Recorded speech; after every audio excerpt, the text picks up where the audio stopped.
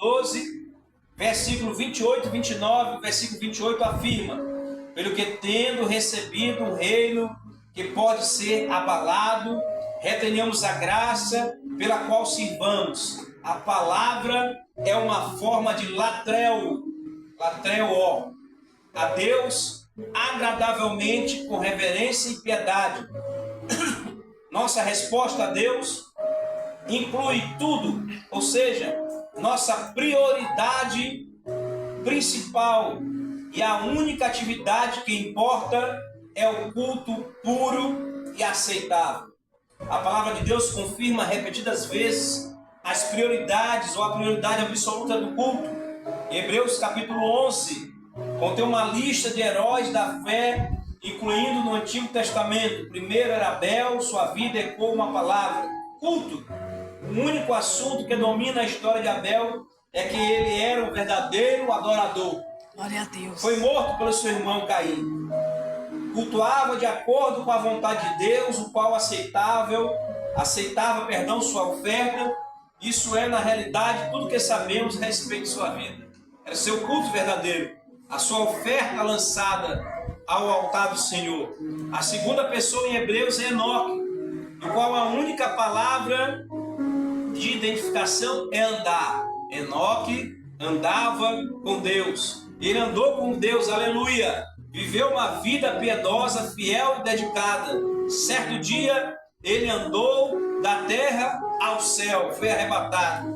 A terceira pessoa da lista é Noé. A palavra sugerida por Noé é trabalho. Trabalhou dedicadamente ao chamado de Deus.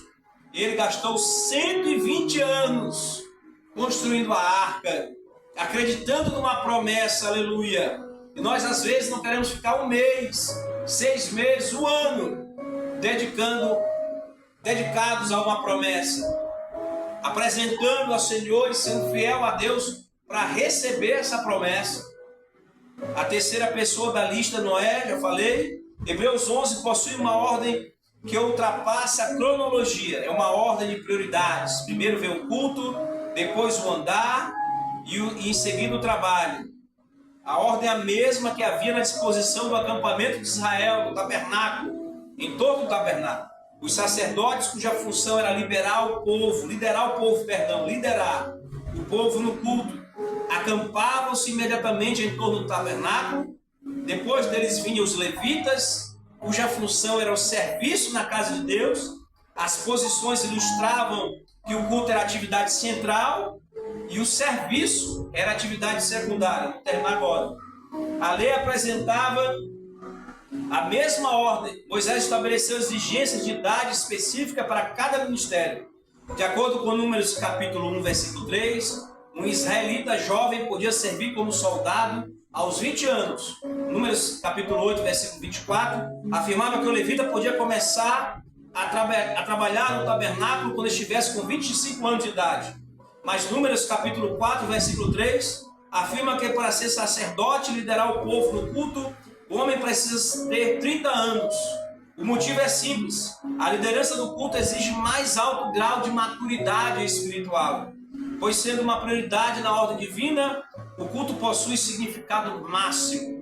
As atividades dos anjos mostram a mesma ordem de prioridade. Em Isaías capítulo 6, o profeta descreve sua visão.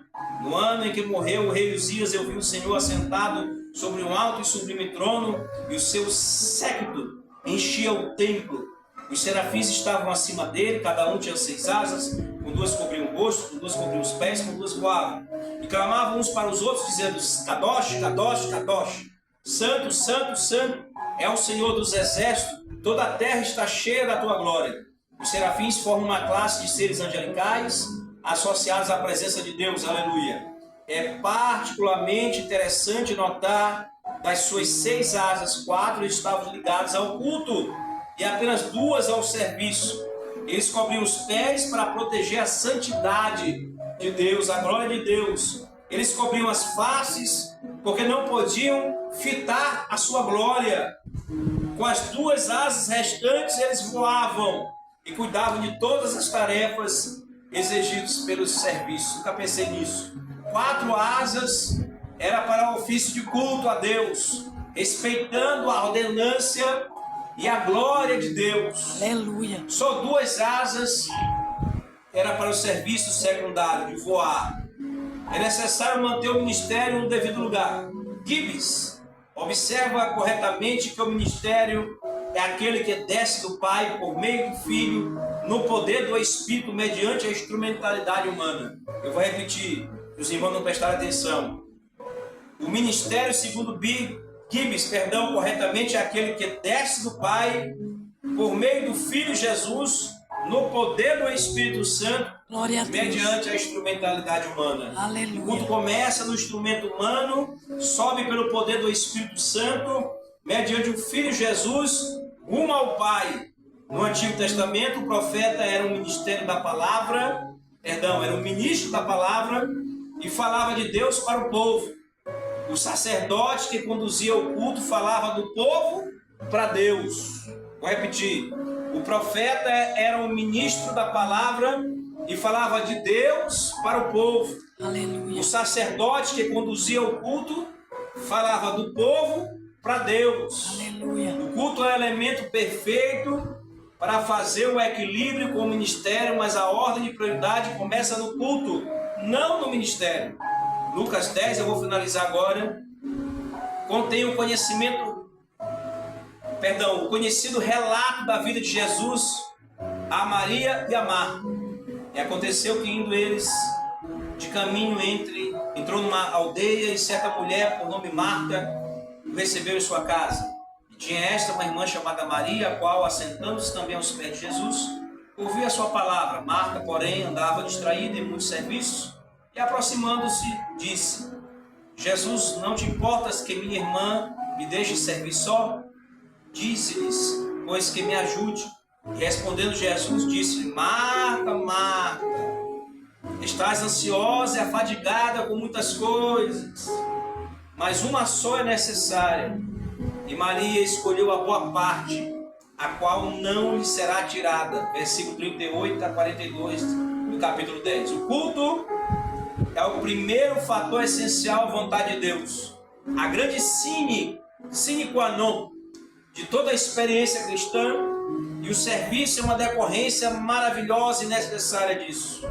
Mais tarde, Jesus ensinou uma lição semelhante, mais uma vez na casa de Maria e Marta, enquanto Lázaro, irmão delas, a quem Jesus havia ressuscitado entre os mortos, permanecia ali. Vamos já finalizar. Fizeram-lhe, pois, ali uma ceia, e Marta servia e Lázaro um dos que estavam à mesa com ele. Então, Maria, tomando uma libra de unguento de nardo puro, de muito preço, ungiu os pés de Jesus, enxugou-lhe os pés com os seus cabelos, encheu-se a casa do cheiro de unguento. Então, um dos seus discípulos, Judas Iscariotes, filho de Simão, o que havia de traí-lo, disse: por que não se vendeu este unguento por 300 dinheiros e não deu aos pobres? Ora, ele disse isso não pelo cuidado que tivesse dos pobres, mas porque era ladrão, tinha a bolsa e tirava o que ali se lançava. Disse, pois, Jesus: deixai-a para o dia da minha sepultura. Guardou isto, porque os pobres sempre os tendes convosco, mas a mim nem sempre tendes. João, capítulo 12, do versículo 2 ao 8. O que Maria fez era muito humilhante. O cabelo de uma mulher é a sua glória, naquela época principalmente, e os pés do homem sujos de pó ou de lama das estradas não são glória de ninguém. Usar um unguento tão caro, que custaria um ano inteiro de salário, parecia um desperdício incrível para os pragmáticos. Note que Judas Iscariotes representava, a visão pragmatista, e Jesus o censurou por tal atitude. O ato de Maria era um culto sincero, portanto, o mestre a elogiou por ter compreendido a prioridade. Vamos ficar de pé.